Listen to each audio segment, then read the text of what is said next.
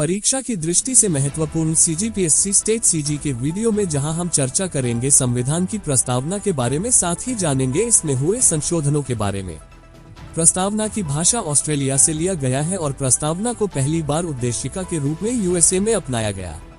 प्रस्तावना का उद्देश्य प्रस्ताव पंडित जवाहरलाल नेहरू द्वारा 13 दिसंबर 1946 में संविधान सभा में प्रस्तुत किया गया तथा उद्देश्य प्रस्ताव को स्वीकृति 22 जनवरी 1947 को मिली। नानी पालकीवाला ने प्रस्तावना को संविधान का परिचय पत्र कहा।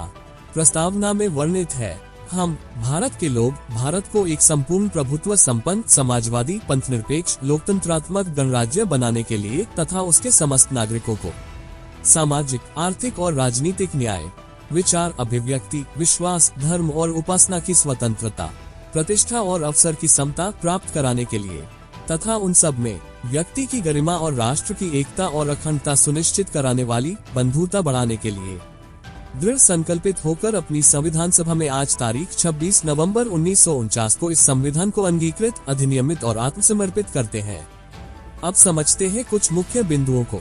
1. प्रभुत्व संपन्न का अर्थ होता है भारत अपनी आंतरिक और बाह्य सुरक्षा स्वयं कर सकता है, किसी अन्य देश पर निर्भर नहीं है। 2. समाजवादी शब्द जो कि 42वें संविधान संशोधन 1976 में जोड़ा गया, जो गांधीवाद और मार्क्सवाद का मिला जुला रूप है, ये सबसे ज्यादा गांधीवाद पर निर्भर है। साथ ही इसका अर्थ है कि समस्त वर्गों का समान विकास, अर्थात भारत एक मिश्रित अर्थव्यवस्था का देश है। 3.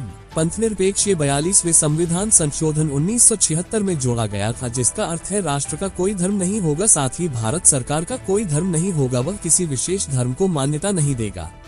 पंथनिरपेक्ष में विशेष धर्म को मान्यता नहीं दी जाती है और कोई भी व्यक्ति किसी भी धर्म को मान सकता है। पंथनिरपेक्ष भारत में सभी धर्मों को समान मान्यता देता है। 4. लोकतंत्रात्मक, जिस पर अब्राहम लिंकन ने कथन दिया, जनता के लिए जनता द्वारा जनता का शासन। विश्व का सबसे बड़ा लोकतंत्र भारत है।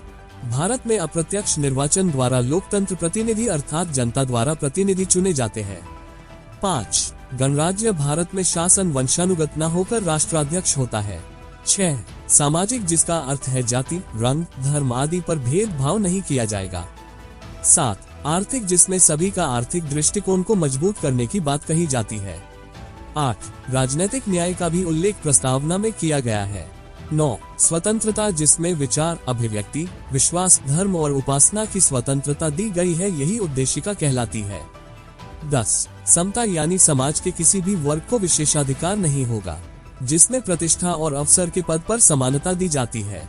11. अखंडता, ये 42वें संविधान संशोधन 1976 द्वारा जोड़ा गया था। अब जानते हैं संविधान की प्रस्तावना में कितनी बार संशोधन किया गया है। मगर उससे पहले महत्वपूर्ण जानकारी जो कि वन डे एग्जाम और CGPSC प्रारंभिक और मुख्य परीक्षा के लिए महत्वपूर्ण होते हैं, इसके लिए हमारे YouTube channel CGPSC state CG aspirant को सब्सक्राइब करें और Instagram में हमें फॉलो करें और अपने कम से कम 5 दोस्तों को शेयर करें। तो चलिए जानते हैं संशोधन के बारे में। प्रस्तावना में एक बार संशोधन किया गया है, जिसमें 42वें संविधान संशोधन 1976 द्वारा समाजवादी, पंथनिरपेक्ष और अखंडता को जोड़ा गया।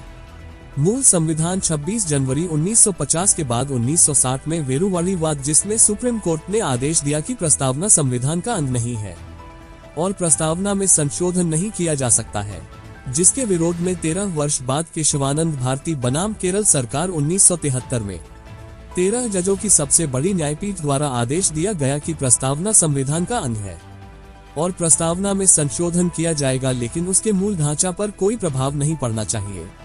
इससे संविधान में ढांचा शब्द का सबसे पहले प्रयोग किया गया था। प्रस्तावना की भाषा किस देश से लिया गया है? A. Japan, B. रूस, C. Australia, D. दक्षिण अफ्रीका।